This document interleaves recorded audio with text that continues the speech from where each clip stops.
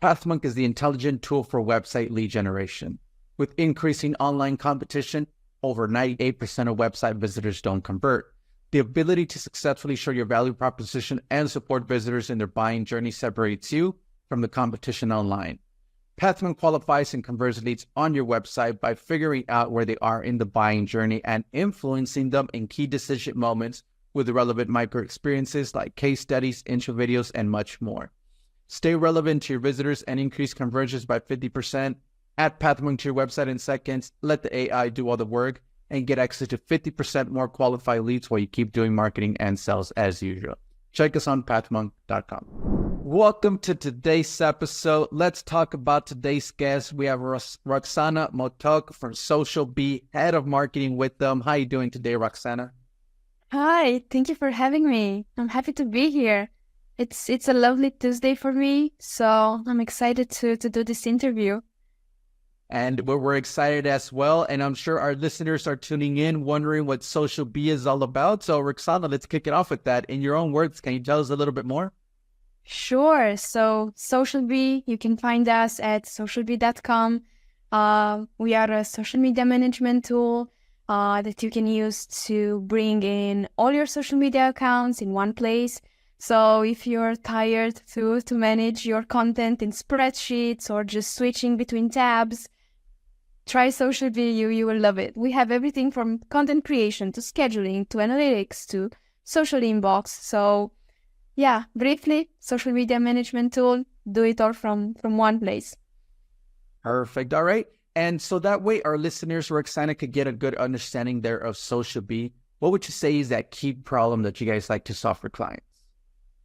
So it's usually a time problem because, every business is trying to be present on Instagram, on LinkedIn, on Twitter, and it can easily get to, just too many profiles. And, each profile has its requirements, its different content types that you need to share. So it can easily become a huge time problem. And this is something that, our customers always say, they are saving way more time now that, they bring everything into one place. So it's a time problem in the end, a productivity problem, if you want to put it that way. Definitely important. And everybody's looking for time, how to get more time in the day. So awesome to hear that. And so then, is there a certain vertical segment that you guys like to go for? Is there an ideal ICP there for Social Bee?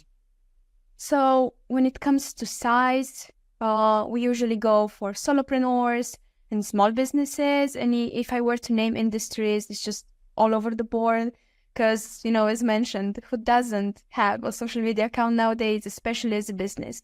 So if I were to just name a few industries, it varies from real estate to coaches to churches, so artists, agencies. So it's all across the board. Definitely. Okay. Awesome. Great to hear that. And so then how would agencies then usually find out about Social Bee? Is there a top client acquisition channel for you guys? So lately, we've been growing on Google. This was a major focus for us. So organically from Google, this is, I would say, our top channel. Then we have our partners. We have a great network of affiliates that promote us, word of mouth as well. Or directly. So typically from Google or from our partners. Okay, perfect. Great to hear that. And so that way our listeners who are tuned in could go ahead and visit you. They could always check you out at socialbee.com. What role then does the website play for client acquisition? So we always joke at Social Bee that our website is never done.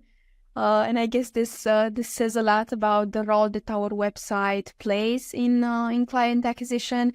If you were to go at socialbee.com, you will obviously see that we love to highlight to, a brand new visitor, all the things that you can do from Social Bee. So you will see how much we focus on use cases.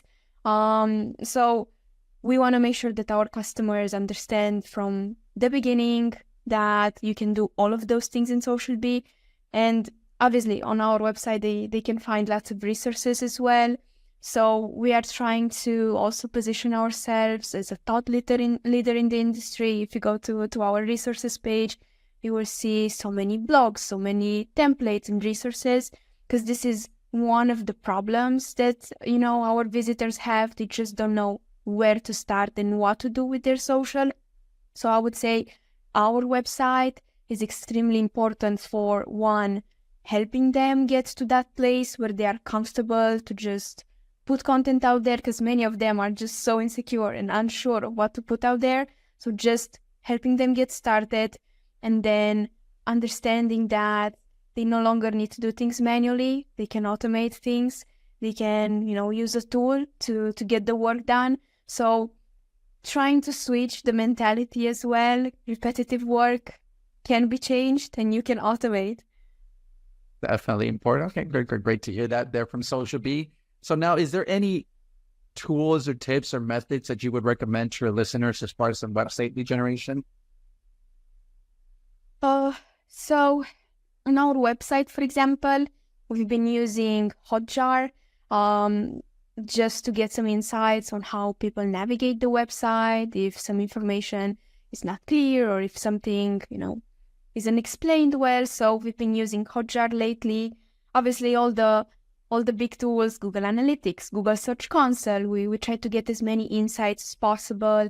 We try to monitor any kind of trends, whether it's, the numbers are going up or going down. We try to monitor those. It's a long list of tools that we are using. Even ourselves as a SaaS company, we use just too many tools, I would say. Definitely important. Okay, perfect. Thank you so much for sharing those tools with us, Roxana. And well, let's switch gears a little bit then, and let's talk about you as a leader. You being the head of marketing there for Social Bee, Roxana, what are some key tasks you like to focus on your day-to-day work? So my weeks, they look different. So one week is one way, then, things kind of change, and I love it that way. I never get bored. Usually, obviously, I'm starting with my team. I want to make sure they are all set up for the week.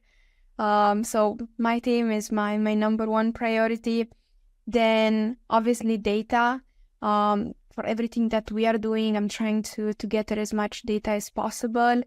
Then growth hacking, anything that we should be doing that aren't doing, that's on my list, to find those things and just support the team to get those projects done. So team, data, and anything new that we should be doing that aren't doing at the moment, trying to get that out the door. Definitely important. It sounds like you have a full plate on your hands, but really organized. So great to hear that from you, Roxana. So then in the between times that you do have available, Roxana, how do you stay up to date with all the news in the marketing world as far as trends, strategies? Is there a preferred channel that you like to go with? I guess it's a mix. I've been trying to subscribe to a couple of newsletters and just get those news directly delivered to my inbox. They usually have the same day when they send the newsletters, and I'm so used to it. I have one on Tuesday, so today I'm waiting for that newsletter. So definitely trying to subscribe and get things directly into my inbox, and my LinkedIn as well. It's a great source to learn new things. And what I've seen with LinkedIn, if you pay enough attention to the people that you're connecting with, you will have just the feed of your dreams. So many insights that people are just sharing for free. They share like even detailed tactics of what they are doing. So yeah, I've been active on LinkedIn for a while now, and I love it. Yeah, I love it too. I mean, there's a lot of free things that people are giving out advice, so it's free, right? They'll probably let you know that, hey, we'll come to the webinar. But as far as getting their attention and growing their brand, their personal brand, it's a great way to learn from them as well. So I would agree with you on that, Roxana. And then let's jump into our next section then here, Roxana, which is our rapid fire question rounds. Are you ready for them? Yes. Perfect. Then first off, then Roxana, what is the last book that you read? Oh, I know some of the listeners may expect a business book or a marketing book. But the last book that I read, it's actually called How to Do the Work by Dr. Nicole Lepera. It's about breaking cycles and healing generational trauma. So I'm trying in my spare time to switch gears a bit and just read anything that's not related to marketing. Sometimes even marketers need a break. When I think one of my colleagues was recommending it, right? I think it talks about living healthier, happier, taking control. So yeah, he recommended the thing like 3 weeks ago. So I'm gonna have to read it now. Perfect. Next up, then is, if there would be no boundaries in technology, Roxana, what would be that one thing that you want to have fixed for your role as a marketer today? I would say probably anything related to AI. Lately, I feel like it is getting out of control sometimes. So I'm excited to see any changes, any fixes, in the future of AI, where it goes. I'm excited to break those boundaries. Definitely, right. I mean, it started last year, or the big chat GPT, right? But now it doesn't look like it's gonna stop. So definitely looking forward to it as well. Then if there's one repetitive task that you could automate, what would that be? Well, as mentioned, we as a SaaS company, we would love to automate. So I'm not even sure we still have too many repetitive tasks to automate, but that's a good thought. What else can I automate?